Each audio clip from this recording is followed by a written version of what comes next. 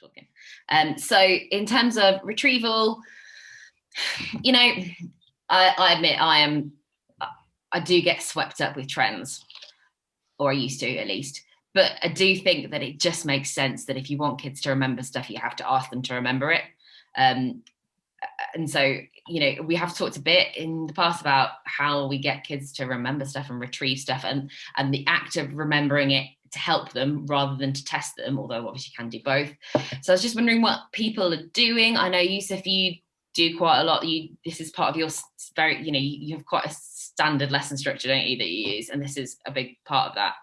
Can you share how you yeah no problem. So yeah, I try and do it well, but yeah, quite a lot of retrieval really throughout the lesson. It's like, I think sometimes we get this idea, oh, that just means do now a quiz, and then, you know, and then that's, you know, if you do a quiz, kids will remember everything, you know, until the end of time.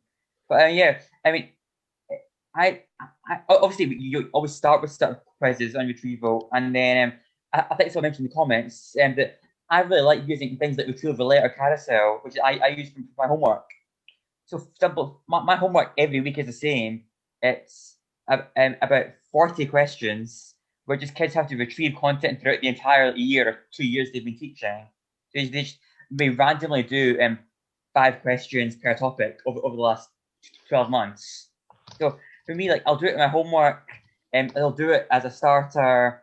Quite often they'll just do a whole quiz, a 30-question quiz, say, oh, we've just finished inequality, let's do a 30-question quiz on it. And then I think it's got quite a lot of benefits, obviously, so they remember. But I think even beyond that, I think you spoke earlier about flexible knowledge and how can you use it for application, or how can you use it for evaluation. I think, well, the best way for them to be able to use these things is for them to understand it very, very intuitively. Like, I know we always talk about like all skills being domain specific, but I think for us, what that really means is that if, for example, if you want a pupil to be able to, like, evaluate, say, the impact of a pollution permits and really effectively, well, the best way to do that is for them to really understand the knowledge behind that, like the back of their hands. So we're having, you know, 50, 60, 70 questions about that they do maybe once every 4 weeks over 18 months. I think that's probably the most effective way of doing that. Sorry, I'm just kind of giving a speech now. No. Yeah, but I think for me, you thought about it hard, so it's interesting. Yeah, I think it's the regular retrieval, and what Kate mentioned in a book that Sarah wrote in your comments is the idea of an interrogative questioning. So after they retrieve, can they then say why? Why is it the case? Why is it not the case? What is the boundary? But for me, I think the most important thing is that it's spaced. So the idea, well, it's not so much just the quantity of retrieval, but the fact they do it maybe once every 5 weeks, but it's the same topic. So they have to, in like bite-sized chunks of regularly retrieving the same thing, that I find really useful. I think it's the having it on a big scale, so like the space stuff, but also having it within the lesson as like to remember what they've just done. I think the kind of what you said about it being domain specific is that because everything is domain specific, they need to have the knowledge. It needs to free up the working memory, because if they're trying to go back to first principles every time they try and remember an elasticity, as an example, because that is one that does tend to kind of fall it. If they can just tell you automatically, it then makes everything so much easier and you can run with everything quicker. I did upload things to Carousel, but only the first like 200 to Carousel. So there are some stuff on there, but I know that Yusuf's got his, Gavin's put his on. I think there's someone else put them on. Go on, Jake. Sorry, I'm not being. It's hard to not be impatient, but just like. No. Anyway, yeah. Yusuf, those millions of little questions sound amazingly useful.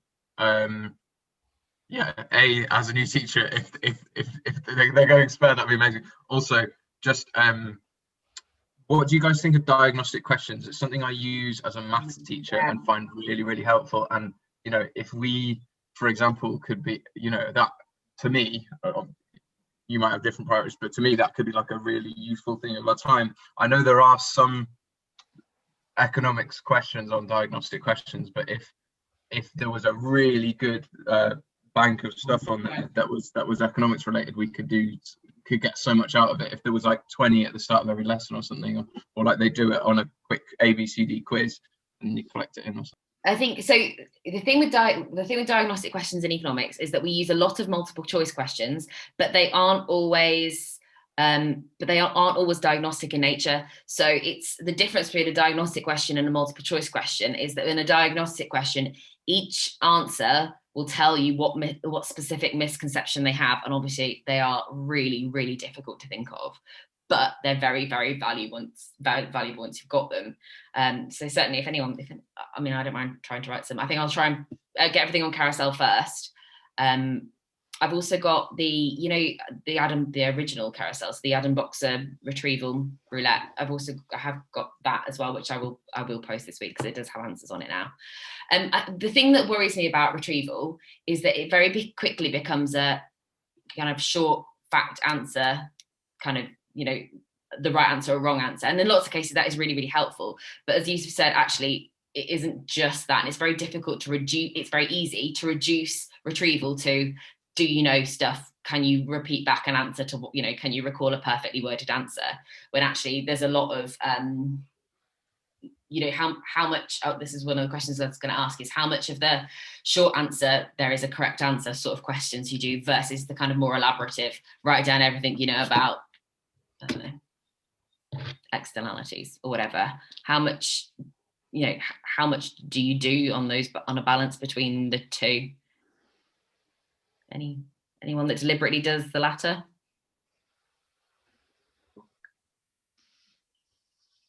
No? Okay. And then the other question I was going to ask was, in terms of the stakes, there's a lot of the benefits from retrieval come from the fact that it's low stakes and that it is a learning activity rather than an assessment activity. But equally, if you don't assess it, then sometimes they're like, oh, what's the point of me learning it? And the point, Jake's mentioned that they do a regular quiz and they have to learn it.